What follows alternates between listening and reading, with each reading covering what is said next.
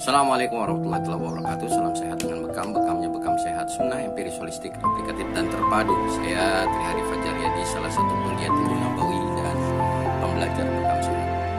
Salah satu yang harus dimiliki oleh seorang tabib terhadap keterampilan dan kemampuannya adalah seorang tabib yang mahir harus tahu jenis penyakit yang sedang diderita pasien.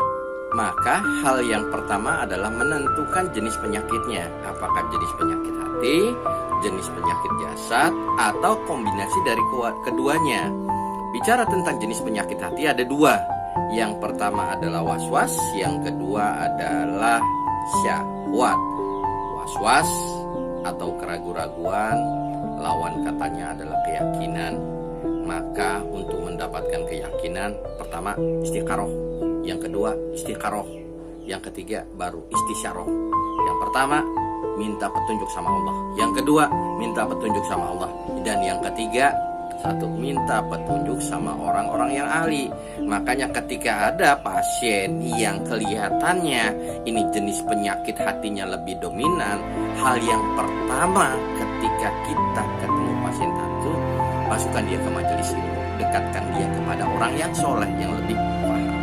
Ketika bicara tentang majelis ilmu, mudah-mudahan hidayah Allah akan mendapatkannya. Karena satu-satunya ketika orang kena jenis penyakit hati, semuanya hanya dalam genggaman Allah. Jenis penyakit yang kedua adalah syahwat, hawa nafsu. Nanti hasad, serakah, dan lain sebagainya. Ketika bicara tentang penyakit-penyakit itu sesungguhnya diawali dari dua hal. Yang pertama, keinginan dan takut kehilangan.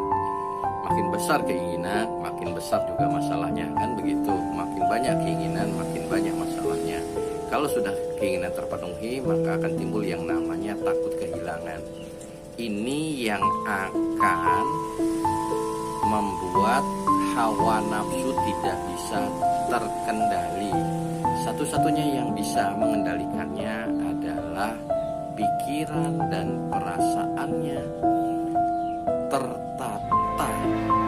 Bagaimana pikirannya terpersepsikan, keyakinannya terbangun bahwa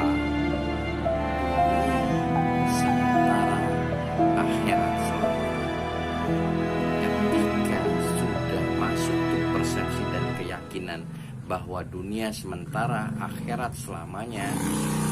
Dalam setiap helaan napas, aktivitas keseharian dia, maka mudah-mudahan hawa nafsu bisa terkendalikan. Ketika bicara tentang penyakit jasad, maka ada beberapa hal yang perlu kita perhatikan.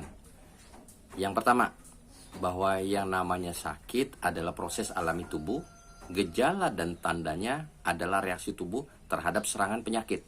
Yang kedua, di dalam tubuh manusia ada yang namanya daya. Ulama terdahulu bilang tabiat, sebuah kekuatan internal tubuh yang punya fungsi bertahan terhadap serangan penyakit, ngusir penyakit, dan menjalankan fungsi organ dengan normal. Yang ketiga, bahwa tubuh manusia itu terdiri dari 10 sistem organ. 10 sistem organ ini terdiri dari organ terdiri dari jaringan terdiri dari sel. Maka ketika bicara tentang tubuh yang sehat, tubuh yang sakit, dimulai dari sel. Sel untuk menghasilkan daya atau energi, dia akan bermetabolisme.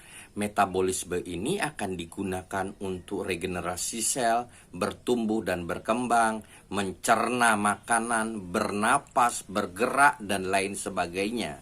Maka ketika ada orang sakit jasadnya, perhatikan metabolisme tubuhnya. Apakah modenya relax respon ataukah stress respon? Apakah metabolismenya saat itu sedang di atas rata-rata alias cepat di sistem jaringannya, atau di bawah rata-rata dari metabolisme yang seharusnya alias melambat. Nah, hal ini untuk menentukan diagnosa penyakitnya, lembab atau kering. Yang kedua, hal ini juga untuk menentukan jenis terapi yang paling tepat, terapi nutrisika, terapi fisika, atau psikospiritual terapi. Yang ketiga, untuk menentukan reaksi dan tanda dari serangan penyakit ini, panas atau dingin, gitu. Wallahu a'lam.